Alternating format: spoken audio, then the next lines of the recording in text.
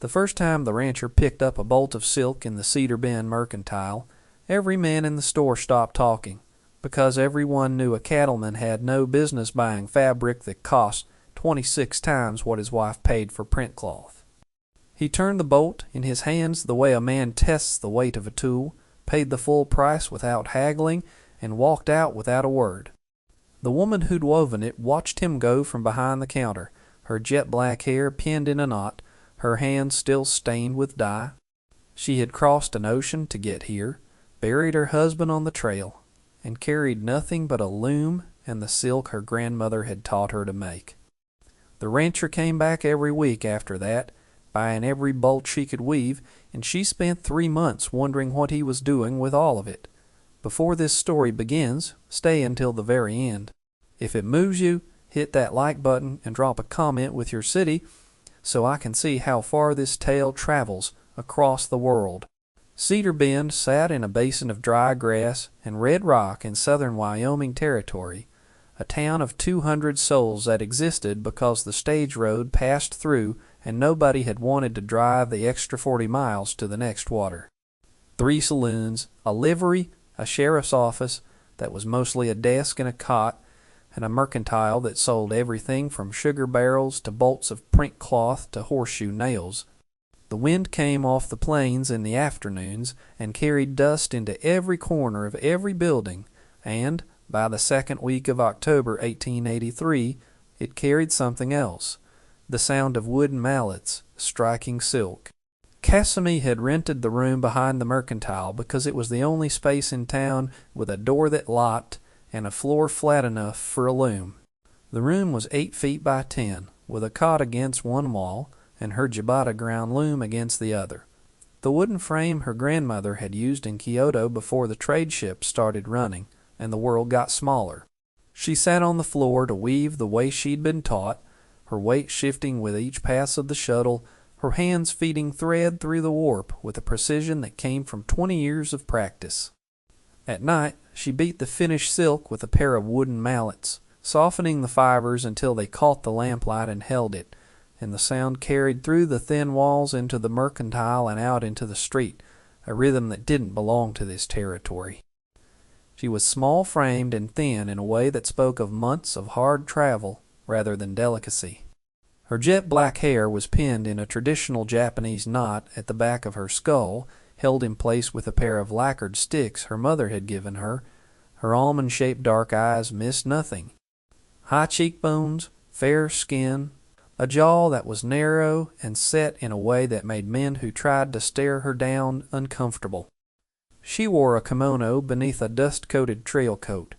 The silk of the kimono faded from the road, but still holding its pattern, still holding its dignity. She never wore Western clothes. Not because she refused them, but because she didn't own any, and the ones she'd seen in Cedar Bend looked like sacks made for larger, rougher bodies. Her husband, Tadashi, had been a silk merchant from Kyoto who'd talked about America the way men talk about gold, with a fever behind the eyes that made the listener nervous. He'd paid for passage on a freighter out of Yokohama, booked wagon transport from San Francisco east, and planned to sell Japanese textiles to frontier towns hungry for something beautiful.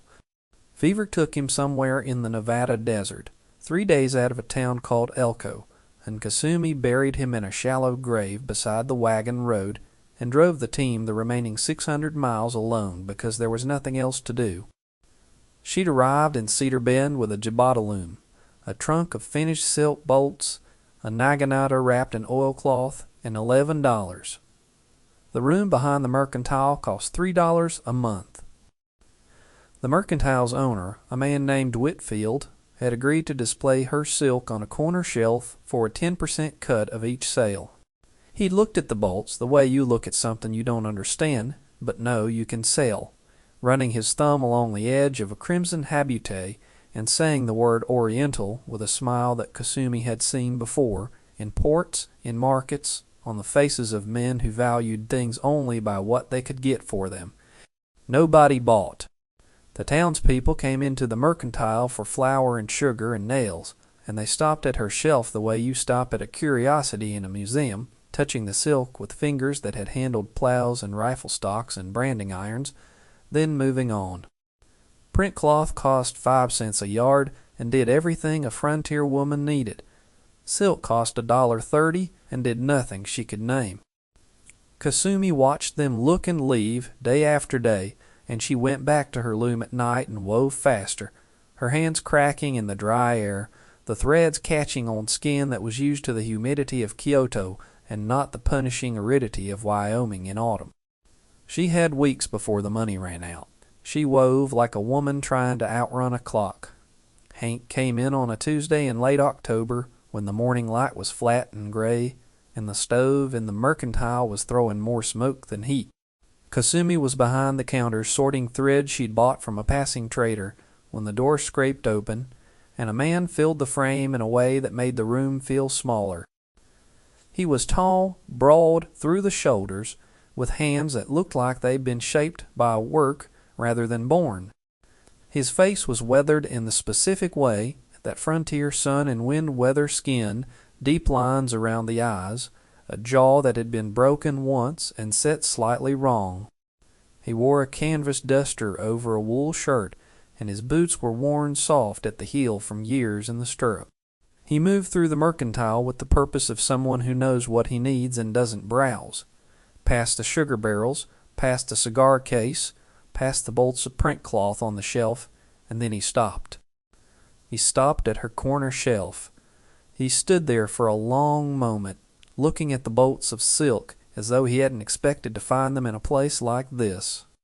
Then he reached out and picked up the bolt of crimson habutae, the one she'd finished the week before, the one with the weave so fine it caught the lamplight and seemed to glow from inside. He turned it in his hands. He ran his thumb along the selvage, the woven edge that held the fabric together, and he held it the way Kasumi held it, from the ends, never crushing the middle. She noticed that. She noticed it the way you notice when someone does something wrong the right way, which is to say with a specific care that can only come from knowing what the thing is worth. Whitfield came around the counter with his merchant's smile. Fine piece there, imported silk, all the way from Japan? You won't find anything like it in the territory. Hank didn't answer. He carried the bolt to the counter and set it down. Whitfield named the price, $1.30, and waited for the haggling to start, because everyone haggled in Cedar Bend. It was part of the ritual, the same way you circled a horse before you agreed on a price. Hank counted out the coins, the full amount, and pushed them across the counter. Then he pulled a square of clean cloth from his coat pocket, wrapped the bolt in it the way you wrap something that shouldn't touch dirt, and walked out. The store was quiet. 3 men stood near the stove, cigars halfway to their mouths, watching the door close behind him. Whitfield counted the coins twice. Kasumi stood behind the counter with her hands on the thread and her heart beating in a way she didn't expect, not from the sale, but from the way he'd held the silk, the way he'd wrapped it, the way he'd paid without a word, as though the price wasn't something to negotiate, but something to honor. 1 bolt sold meant 3 more weeks of rent. She exhaled for the first time in a month. But the question sat in her chest like a stone she couldn't swallow and couldn't spit out. The question of why a man would buy silk on a frontier and pay full price without saying a word.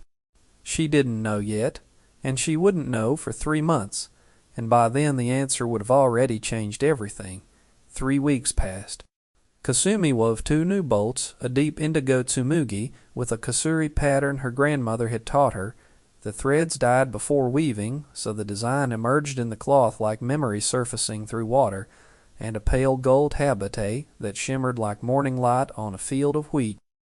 She carried them to the mercantile on a Tuesday morning and set them on her shelf beside the remaining stock. By Friday, both were gone. She hadn't seen who bought them. She'd been in her room, weaving, when the sale happened. Whitfield mentioned it when she came in for thread casual, the way you mention the weather. Sold 2 of your pieces today. Private customer. He counted her share onto the counter, the full price minus his 10%, and she took the coins and stood there waiting for more, but he'd already turned to the next customer. The pattern repeated. Every week 1 or 2 bolts disappeared from the shelf. The money appeared in her account at the mercantile, always the full price, never a cent short, never a question asked. Whitfield stopped mentioning the sales after the second week. When she asked who was buying, he shrugged and said it wasn't his place to share a customer's business, but she caught the smile he tried to hide, the kind that said he knew something she didn't and was enjoying the holding of it. Her situation improved. She ate better, bought rice and dried fish from a trader who came through from San Francisco, and spent a few cents on a tin of tea that tasted like home and cost more than she should have paid, but she paid it anyway because some things you need even when you can't afford them. She repaired a crack in her loom's frame with a strip of rawhide. She bought new thread from a wagon heading east, but the mystery unsettled her. She was proud, and pride in a woman alone on a frontier is a currency you spend carefully, because it's the only currency you have. She didn't want pity, didn't want a stranger deciding she needed saving, and didn't want someone buying her silk through Whitfield, through the back channel, the way you buy something you're embarrassed to be seen buying, because that meant either the buyer was ashamed or the seller was, and neither option sat well with her. She started counting her stock against the bolts she'd sold. The numbers didn't add up. More had sold in some weeks than she delivered to the shelf. She went back through her records, the small book she kept in Japanese, marking each bolt with its weave, its color, its date of completion. 3 bolts she'd never brought to the mercantile had sold. 3 bolts that were in her room, in her trunk, waiting for the shelf. Whitfield had a key to her room. She'd given it to him the day she rented the space, for emergencies, for fire, for the kind of trouble that requires a landlord to enter fast. He'd used that key to take bolts from her trunk, select the ones he wanted, carry them to the shelf, and sell them to his private customer without telling her. The violation of it hit her in the stomach. Someone had been going through her work, handling her silk, selecting pieces she hadn't offered for sale. Taking them without her knowledge or consent. She should have been grateful. The money was good, the sales were steady, and whoever was buying was paying full price. But gratitude isn't what she felt. She felt the same thing she'd felt when Whitfield ran his thumb along her crimson habutae and smiled. She felt like inventory. She decided to find out who was buying, and she decided to do it without asking Whitfield another question, because Whitfield had already shown her what his answers were worth. She told Whitfield she was spending the day at the mercantile, mending a damaged bolt. She sat in the back corner with her hands on a piece of indigo tsumugi, a needle and thread in her lap for appearance, and she watched the door. Hank came in at 9:30. He didn't see her at first. He moved through the store with the same directness, past the stove where 2 old men were playing checkers, and went straight to her shelf. He stood there for a moment, looking at what she'd brought in the day before, a bolt of tsumugi with a kasuri pattern of cranes in flight, the threads dyed in 3 shades of blue before weaving, so the birds appeared and disappeared depending on the angle of the light.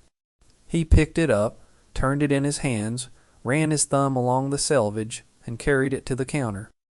She watched him pay, counting the coins with his usual unhurried precision, wrapping the bolt in the same square of cloth, the same careful folds, protecting it from dirt and damage. He walked out, and she gave it a count of 30 before she followed. He was loading the bolt into a buckboard when she reached the porch. Not a carriage, which was a passenger vehicle too fragile for real work, but a buckboard, the flat-bedded hauling wagon that ranchers use for everything from fence posts to feed sacks. The bolt sat on the bed alone, wrapped in its cloth, strapped down with a single piece of rope. Nothing else in the wagon. He'd driven to town to buy 1 bolt of silk, and nothing else. She went back inside. She didn't confront him. She sat in her corner and thought about what she'd seen, and then she started asking questions around town. The kind of questions you ask without asking, the kind a stranger in a small community learns to ask by listening rather than talking. The The bartender at the Golden Spur said Hank ran a cattle spread south of town, alone except during roundup when he hired 2 or 3 hands. He had no wife and no family that anyone knew of, kept to himself, and paid his tab on time. The blacksmith said he didn't drink, didn't gamble, didn't talk much, and his horses were always shod right, which told you more about a man than his words did. The woman at the feed store said he tipped his hat to ladies but never lingered, and he'd once carried a sack of grain 50 yards to her wagon because her back was bad and he saw her struggling, and he did it without being asked and walked away before she could thank him. None of it explained the silk. None of it explained why a man who lived alone on a cattle ranch, who didn't drink or gamble or socialize, who kept to himself with the discipline of someone who decided that company was a luxury he couldn't afford, was buying every bolt of Japanese silk he could get his hands on and driving it south in an empty buckboard. But she noticed something else, something she hadn't let herself think about until now. Every time he handled her silk, he held it from the ends, never the middle, never crumpled, never folded wrong, never grabbed. From the ends, the way you hold a bolt to protect the weave. He'd learned that by watching her, or he'd known it already, and either possibility opened a door inside her chest that she'd been keeping shut since Tadashi died. She started looking for his buckboard on the road into town. She told herself it was because she wanted to know what he was doing with the silk. She knew that wasn't the whole truth. She knew it the way you know a thread is going to break before it breaks, by the feel of the tension, by the sound of the fiber stretching past what it can hold. Whitfield called her to the counter on a slow Thursday afternoon. The store was empty, except for the 2 checkers players by the stove who weren't paying attention. He leaned on the counter with his merchant's posture, the one that said he was about to do you a favor, and he smiled the smile that said the favor was his. "I've been thinking about your situation, Casimir." He used her first name, which he'd never done before. "You're sitting on a lot of inventory here. Beautiful work, no question, but this market, it's limited. Cedar Bend isn't San Francisco. You need volume. You need someone who can move product at scale." He told her he had contacts in the city, buyers who dealt in what he called Oriental textiles, men who would pay triple what a frontier mercantile could charge. He'd buy her entire remaining stock at a quarter of the retail price, handle the shipping and the selling, and she'd collect a smaller cut with none of the risk. All she had to do was hand over the bolts. Kasumi listened without interrupting, and when he finished, she said no. She said it once, clearly, the way her grandmother had taught her to refuse, without explanation, without apology, without the softening that women learn to add to a no to make it easier for the person hearing it. Her silk carried her family's patterns, the kasuri her grandmother had designed, the colors she mixed from memory and from formulas written in a book that was in her trunk in Japanese. Each bolt was a conversation with the dead, with the women who'd woven before her, and it was not inventory to be flipped by a man who couldn't tell habutae from horseshoe leather. Whitfield's smile thinned, and he dropped the friendly posture. "Your rent's up at the end of the month. I'm raising it to $5. And the town council's been talking about foreigners living in commercial spaces, health codes, fire safety. He didn't threaten, didn't raise his voice, didn't need to." The door scraped open. Hank walked in. He heard the tail end of it, the part about the rent, the part about the council. He stopped 3 steps inside the door and looked at Whitfield, then at Kasumi, then back at Whitfield. Without a word, he reached into his coat, pulled out a leather pouch, counted $15 in coins, and pushed them across the counter. 3 months of rent at the new rate.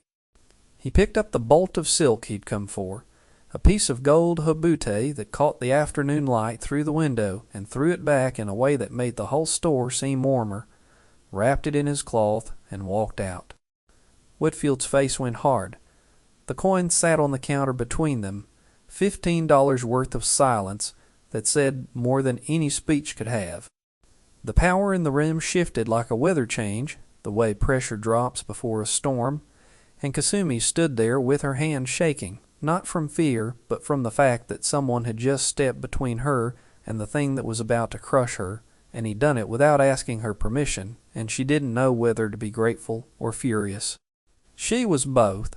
She was both in equal measure, and the two feelings sat in her chest like two threads pulled in opposite directions on the same loom, and she didn't know yet which one would snap first. Next morning she waited by his buckboard outside the feed store. The air was cold, the kind of cold that comes to Wyoming in November and stays until April, and she stood in it for 20 minutes before he came out. When he did, she stepped into his path. She told him she wouldn't sell to him any more. She thanked him for the rent, and the words cost her something she could feel in her jaw, the tightness of pride being forced through a space too small for it. Then she told him she didn't need saving. She'd find her own buyers. She'd managed before in ports and trading posts and towns where nobody spoke her language, and she'd manage here. She was not a project. She was not a cause. She was a weaver, and a weaver sells her own work, or she doesn't sell at all. Hank listened without arguing, without explaining, without defending himself, or offering reasons, or trying to change her mind. He stood there with his hands at his sides, and his hat pulled low, and he listened the way the land listens to rain, absorbing everything, giving nothing back. When she finished, he nodded once, a single dip of the chin that said he'd heard her and respected what she said, and then he stepped past her, climbed into the buckboard, and drove south. She watched the wagon until it rounded the bend, and the dust settled, and the road was empty. The road was the color of old bone, and the sky was the color of old iron, and she had never felt more alone in a place that was supposed to be full of possibility. She spent the next 2 weeks trying to sell her silk to every person in Cedar Bend who could afford it. The preacher's wife admired the fabric and ran her fingers over a bolt of indigo tsumugi and said it was the loveliest thing she'd ever touched, but the price made her pull her hand back as though the silk had burned her. The saloon owner said it would make fine curtains for the back room and offered 15 cents a bolt. The school teacher held a piece of gold habutae up to the window and stood there for a full minute watching the light move through it, and then she set it back on the shelf and said she wished she could, and walked out. Nobody bought. The bolts piled up in her room. She carried them to the mercantile and back, to the mercantile and back. The same bolt of indigo, the same bolt of gold, the same bolt of crane-patterned tsumugi, that nobody in this territory could see what it was. The money from the last sale ran thin. She ate rice and salt, and told herself it was enough. The way you tell yourself a thread is strong enough when you can feel it fraying. She caught herself looking for his buckboard every Tuesday and Friday. It didn't come. The shelf at the mercantile filled with her unsold silk, and Whitfield watched her carry it in and out with a look that said he'd known this would happen, that the market was the market, and pride didn't change what people would pay. And his eyes had the patient hunger of a man who knows the price will come down if he waits long enough. One night she sat at her loom and couldn't weave. The threads tangled in her hands, the warp slackened, the shuttle felt wrong in her grip. She wasn't tired or sick.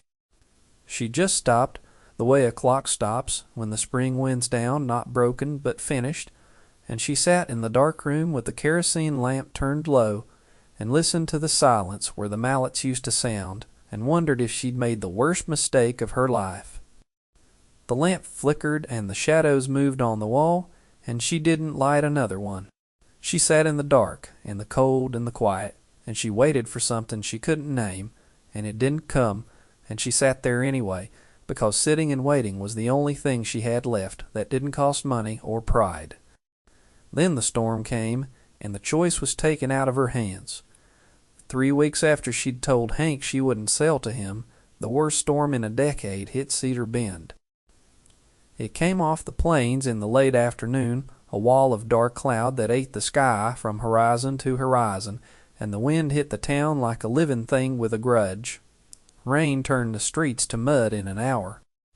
The temperature dropped 20 degrees in the time it took to nail a shutter closed. Kasumi was in her room when the roof beam cracked. The sound was like a rifle shot, a sharp splintering that cut through the howl of the wind, and she looked up and saw the beam sag in the center, the wood splitting along the grain, water pouring through the gap in a sheet that hit her loom full on. She moved fast. She grabbed her trunk of silk bolts and dragged it to the dry corner, the corner farthest from the split, her bare feet sliding on the wet floor. She pulled the bolts out one by one and stacked them against the wall, wrapping each one in the cloth she used for storage, working with a speed that came from somewhere deeper than thought. The loom was next.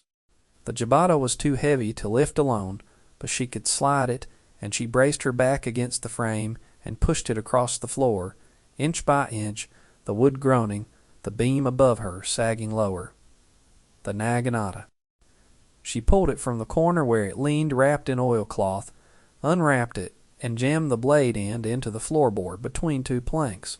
The shaft was ash wood 6 feet long, and she wedged it under the sagging beam at an angle, the way you shore up a mine timber, and the wood groaned, and the beam stopped sagging. It held. The naginata held, the blade buried in the floor, the shaft taking the weight of the roof, and Kasumi stood there with her hands bleeding from pulling wet silk through splintered wood, and her chest heaving, and the rain still coming through every crack the beam hadn't covered. A bolt of indigo chumugi was soaked through. She picked it up, and the dye ran down her arms, blue against her skin, blue on the floor, the color of the Kasuri cranes bleeding out into the floodwater, and she watched it run, and something inside her chest broke that had nothing to do with the roof. It was the pattern her grandmother had designed.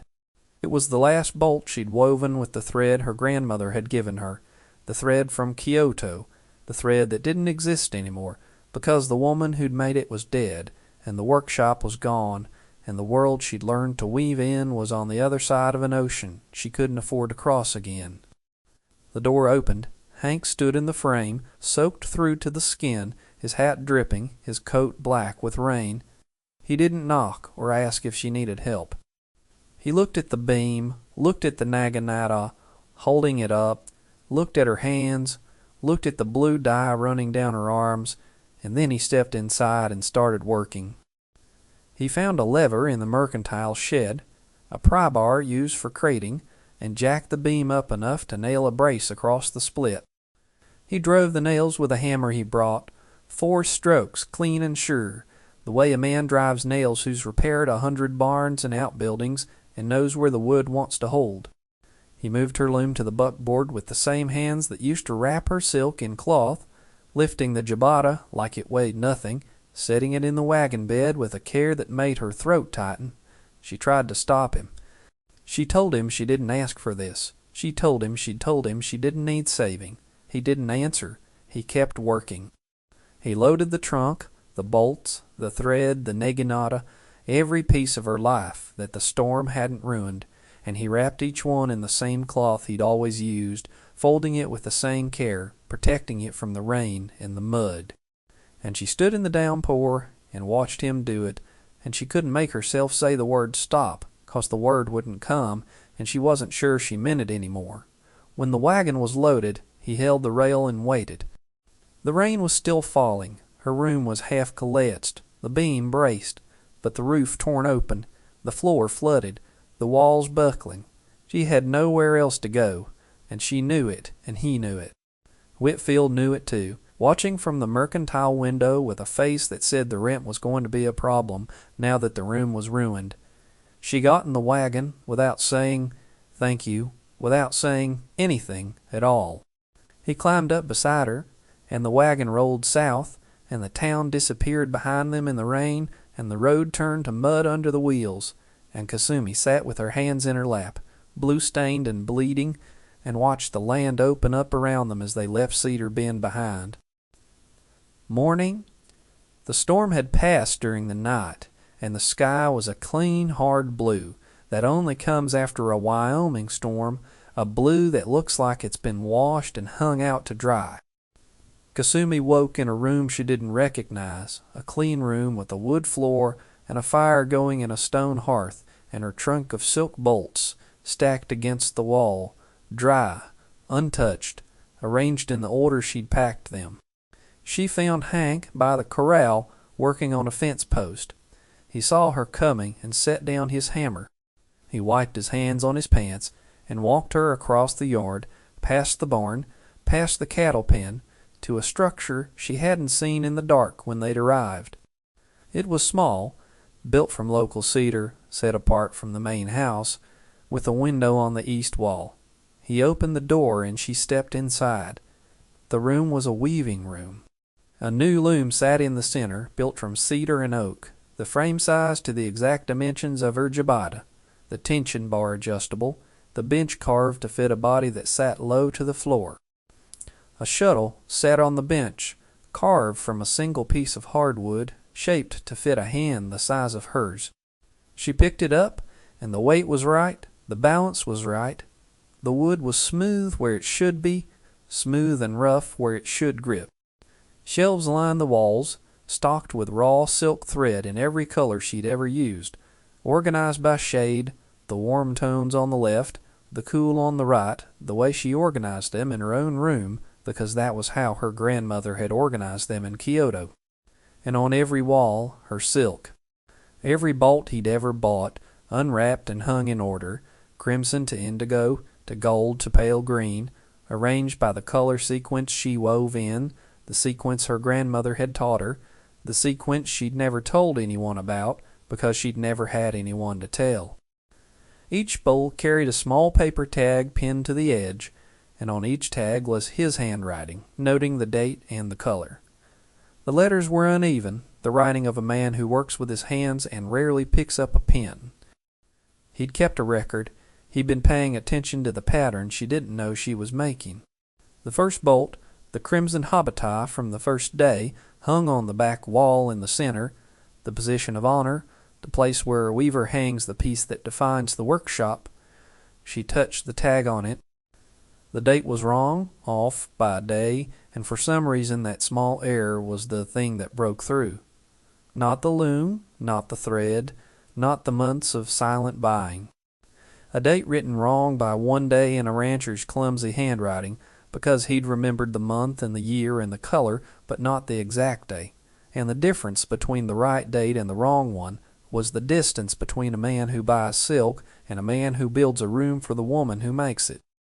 Hank stood in the doorway. He didn't explain, didn't say he built it for her, didn't say the window faced east because east was the direction of Kyoto, because he'd asked the feed store woman which way Japan was from Cedar Bend, and she told him west, but he checked a map and found it was west across the ocean but east if you followed the land around. And in the end, he'd built the window to face the rising sun because that was the direction she faced when she wove, and he'd noticed that too. He didn't say any of it. He stood in the doorway with his hat in his hands and he waited. The room said everything his silence couldn't. Kasumi stood in the weaving room for a long time. She ran her fingers along the loom, the shuttle, the threads on the shelves. Everything was right. The tension, the height, the angle of the bench, the distance from the loom to the window. He'd watched her work, or he'd measured her old loom while she wasn't there, or he'd just known, and it didn't matter which because the result was the same. A room built around the shape of her craft, the way a kimono is built around the shape of a body, cut to fit, not the other way around. She thought about Cedar Bend, about the mercantile shelf where her silk sat unsold, while Whitfield counted his cut and smiled his hungry smile, about the room with the cracked roof and the flooded floor and the landlord who saw her as inventory. She could go back. She could rebuild. She'd done it before, in towns she didn't remember the names of, in trading posts where nobody spoke her language, on a wagon road in the Nevada desert where she'd buried her husband and driven on. She knew how to start over. She'd been starting over since the day she left Kyoto, but she'd never had a room before. Not like this. Not a room built to hold what she made and who she was, built by someone who'd been listening for 3 months while she wove and never said a word about what he heard. She picked up the shuttle. She sat down at the loom.